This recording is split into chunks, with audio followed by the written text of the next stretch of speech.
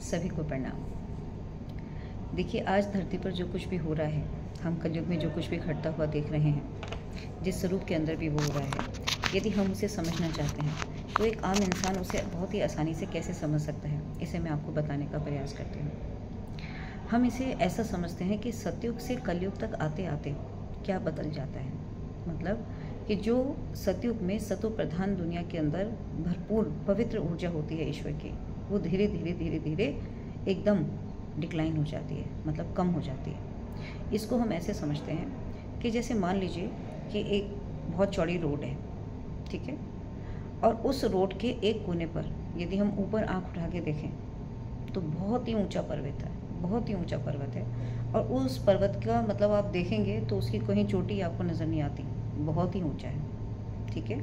और यदि हम इस धरती के नीचे देखें, मतलब धरती के एक तरफ बहुत ही ऊंचा पर्वत है और धरती के दूसरी तरफ एक बहुत ही नीची खाई है। जब आप उसे देखेंगे तो आपको उस खाई की भी थाह नजर नहीं आती, ठीक है। अब इस धरती से यात्रा शुरू होती है। मान लीजिए कि हम ऐसे 100 लोग हैं जो बिल्कुल ही हष्ट पुष्ट हैं, बिल्कुल यंग हैं, ठीक है। हम उन्हें धरती के ऊपर, वो इस सड़क के ऊपर खड़े हैं और इस सड़क पे खड़े होने के बाद उनसे कहा जाता है कि तुम इस पर्वत के ऊपर चढ़ो। वो बहुत आसानी से मान जाएंगे, वो कहेंगे हाँ, मतलब वो पर्वत की चोटी से ही नीचे आए थे और उनसे कहा कि तुम पर्वत की चोटी के ऊपर चढ़ो, तो वो कहेंगे हाँ हम चढ़ जाएंगे। तो क्या होगा कि वो फटाफट धीरे धीरे चलते हुए ऊपर चढ़ जाएंगे। समय लग सकता है लेकिन चढ़ ज़रूर जाएंगे, ठीक है। फिर वो दोबारा नीचे उतर के आएंगे, फिर हम उसे कहेंगे कि अब तुम दोबारा चढ़ो। ये याद रखिएगा कि धरती से जब वो उतने ऊंचे पर्वत के ऊपर जा रहे हैं तो उनको महीनों का, सालों का टाइम लग जाएगा, क्योंकि उस पर्वत की चोटी की भी कोई थाह नहीं है, ठीक है। वो दोबारा लौट कर नीचे आए, फिर उनसे कहा गया कि तुम अब ऊपर चढ़ो। वो उन्होंने फिर हिम्मत जुटाई, उन्होंने लगा कि अरे अब तो पर्वत के ऊपर हम बहुत आसानी से चढ़ सकते हैं, हम तो अभी चढ़कर ही आए हैं, सारे रास्ते भी हमें पता हैं। वो फिर दोबारा चढ़ जाएंगे, ठीक है। वो चढ़े, फिर उतर कर आए, फिर उनसे कहा कि अब तुम फिर चढ़ो, वो फिर चले जाएंगे। तो ये प्रोसेस 3 बार, 4 बार, 5 बार, 6 बार, 8 बार, 10 बार, 20 बार, 50 बार, 100 बार, 1000 बार, हज़ारों बार, लाख बार, करोड़ बार हो सकता है। तो धीरे धीरे क्या होगा कि वो अब थकना शुरू हो जाएंगे। क्यों थक जाएंगे? क्योंकि उनके अंदर कोई ऊर्जा बढ़ नहीं रही। मतलब ये चैतन्य शक्ति यदि उस शरीर को चला रही थी तो उनके साथ ऊर्जा बढ़ नहीं रही, वो शक्ति सीमित है। जो कर्म होता जा रहा है उसी के मुताबिक ये यात्रा चल रही है, ठीक है। और यहाँ पर जो यात्रा है, जो पावर है इस आत्मा की, वो फिक्स है, वो बढ़ नहीं सकती। वो कम ज़रूर हो सकती है या अपनी उसी स्वरूप में आ सकती है, लेकिन वो बढ़ नहीं सकती, ठीक है। तो क्या होगा कि धीरे धीरे जब ये पीरियड लगातार चलता रहेगा तो एक समय ऐसा आएगा कि वो कहेंगे अच्छा अब चढ़ना है क्या। तो उनका ऊंचाई की तरफ जो जाने का झुकाव है वो कम हो जाएगा। वो चोटी तक शायद ना भी पहुंच पाए, थोड़ा उसके नीचे से ही होकर वापस आ जाएंगे। ये क्रम भी लगातार चलता रहेगा। फिर क्या होगा कुछ समय के बाद कि वो थोड़ा, हो सकता है आधा ही पर्वत चढ़ें और कहें कि भाई अब हम चढ़ गए, हम तो अब थक गए, मतलब हम ऊपर नहीं चढ़ सकते। वो फिर आधे से ही नीचे आ जाएंगे। ऐसे ही वो फिर थोड़ी और ऊंचाई पे चढ़ेंगे। तो ऐसे ही धीरे धीरे काफ़ी समय के बाद क्या होगा कि वो जब अब पर्वत को देखेंगे तो कहेंगे अरे ऊपर चढ़ना है, भाई मेरे बस का नहीं है, मैं नहीं चढ़ सकता, ठीक है। अब वो क्या है कि उम्र भी बढ़ती जा रही है, शक्ति भी कम होती जा रही है। तो अब क्या होगा कि वो या तो धरती पे ही रहना शुरू कर देंगे, धरती के ऊपर ही रहेंगे कि कोई ज़रूरत नहीं है ऊपर जाने की। ऊपर कौन जाएगा? ये विचार बदल जाएगा अंदर। जो विचार, जब शक्ति थी आपके अंदर तो विचार था कि अरे मैं तो यूं ही चढ़ जाऊंगा, और जब आप थक जाते हैं तो विचार आता है कि अरे ऊपर कौन चढ़ेगा, बस यहीं पर सही है। तो आप जो है कुछ समय तक इस धरती के ऊपर ही अपना जीवन बिताते रहेंगे।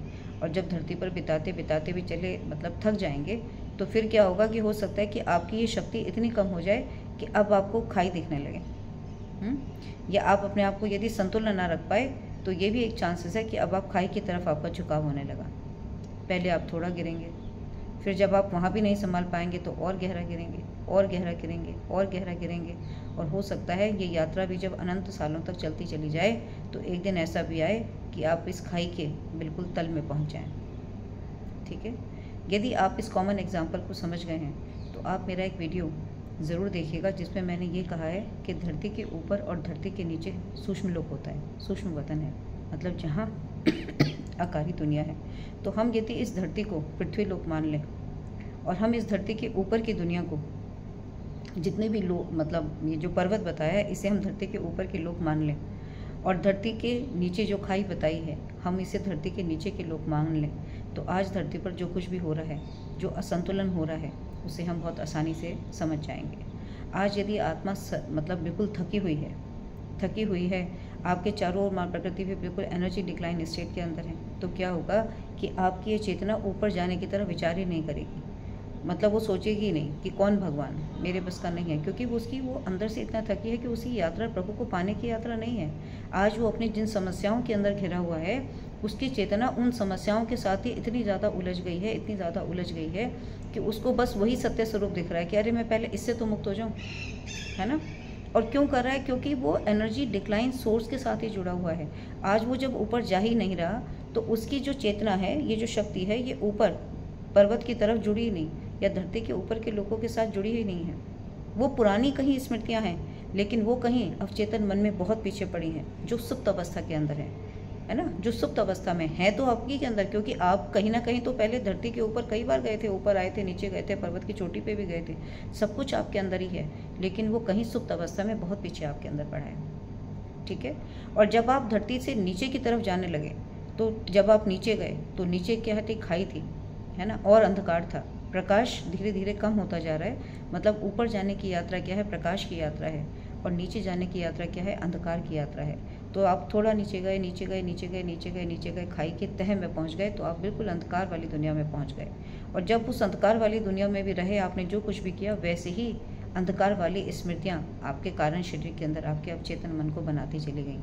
फिर आप धीरे धीरे मतलब जैसे आप पहले ऊपर से नीचे आते थे, तो जब आप खाई में भी जाएंगे तब भी आप प्रयास करेंगे शुरू में कि चलो मैं ये अंधकार में कहाँ आ गया, मुझे तो धरती पे जाना है, मुझे तो ऊपर जाना है। तो वो धरती से मतलब नीचे से ऊपर आने का प्रयास करेगा, थोड़ा और ऊपर, और हो सकता है कि इसी यात्रा में वो धरती के ऊपर आ भी जाए, है ना। फिर दोबारा से, क्योंकि शक्तिहीन हो रही है, बार बार जो भी कर्म कर रहे हैं उसके साथ आपकी शक्ति हमेशा इस्तेमाल होती है ना। एनर्जी तो यूज़ हो रही है, एनर्जी जो चीज़ यूज़ हो रही है वो ट्रांसफॉर्म भी हो रही है, बदल भी रही है अपना स्वरूप। तो धीरे धीरे फिर क्या होगा कि जो जहाँ है वो कहेगा बस मैं यहीं पड़ा रहूँ। तो क्या हो रहा है कि चेतन से जड़ की अवस्था में जा रहे हैं, चेतन से जड़ की अवस्था में, कि कुछ बदलना ही नहीं चाहते, बस जो है वैसे ही है ना। हमें सुनना, तो चेतना हमें ये समझना चाहिए कि चेतना हमारी किस तरह से हमारी परिस्थितियों के मुताबिक बदलती चली जाती है। यहाँ क्या होगा कि क्योंकि आपकी जैसे अंदर का एनर्जी स्टेटस है, वैसे ही आपका भाव होगा, अरे ऊपर कौन जाएगा, अरे जहाँ है वहीं रहो, है ना, क्या ज़रूरत है भगवान की तरफ जाने की, क्या करना है पहले इससे तो समझ लो। तो ऐसे ऐसे हमारे संकल्प बनते चले जाते हैं। तो अब आप सोचो कि जब हम ये कहते हैं कि संकल्प से सृष्टि बनी है, तो आपके अंदर से निकलने वाला ये विचार किसका प्रतिबिंब है? आपके इनर एनर्जी स्टेटस का प्रतिबिंब है। आज मैं देखती हूँ कि बहुत बड़ी बड़ी ऐसी ऑर्गेनाइजेशंस हैं जिनके नेशनल और इंटरनेशनल सेंटर्स हैं, जो सिर्फ संकल्प के ऊपर ही आपका ध्यान ले जाते हैं। मुंह से बोलने से नहीं होगा, आपके अंदर के एनर्जी स्टेटस को बदलने से होगा। यदि आपके अंदर से ये थकान की सारी स्मृतियाँ, ये सारी नकारात्मक स्मृतियाँ जो आप नीचे के लोकों में गए, या जब आप ऊपर से नीचे आ रहे थे, आप जो थक रहे थे, जिसने आपकी शक्ति को क्षीण कर दिया, यदि ये सारी स्मृतियाँ आपके अंदर से हटा दी जाएँ, तो फिर से आप पुनर्जीवित हो जाएंगे, है ना। तो दरबार इसी के ऊपर कार्य कर रहा है। जब दरबार में आकर के लोग आपको, मतलब गुरुदेव को ये कहते हैं कि भाई हमारा जीवन बदल गया, तो जीवन में क्या बदला? ये चेतना बदली, इसके चारों ओर की माइट बदली। माइट बदली क्या कि जब आपने सारी वैदिक परंपराएं की, आप गुरुदेव को मिले, तो आपके अंदर से जो आपके अंदर संचित, अनंत जन्मों से संचित, आपके द्वारा, आपके पूर्वजों द्वारा जो भी आपके अंदर संचित नकारात्मक ऊर्जा थी, वो धीरे धीरे उसका नष्टीकरण हुआ।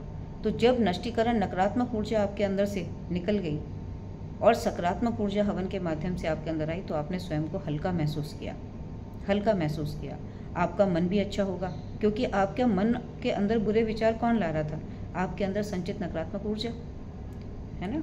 तो जब आपके अंदर से सकारात्मक ऊर्जा जाएगी, तो आपके अंदर अच्छे विचार अपने आप आएंगे, आपका कार्य करने का मन अलग होगा।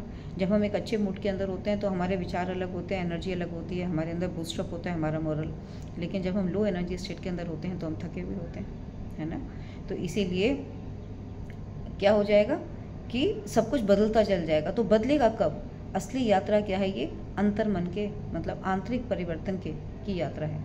और ये जो कुछ भी ऊपर और नीचे के लोकों में यात्रा हो रही थी, ये सिर्फ कर्म के रूप में हमारे कारण शरीर के अंदर सबसे पहले रिकॉर्डेड है। ये कारण शरीर हमारा किससे मिलकर बना है? आकाश तत्व से। ये कारण शरीर ही डीएनए है, ठीक है। तो डीएनए क्या है? बेसिकली जो आकाशिक इन्फॉर्मेशन को स्टोर करता है, वो एक रिजर्वायर मॉलिक्यूल है, ठीक है। और जो क्योंकि ये कारण शरीर किसके साथ जुड़ा है?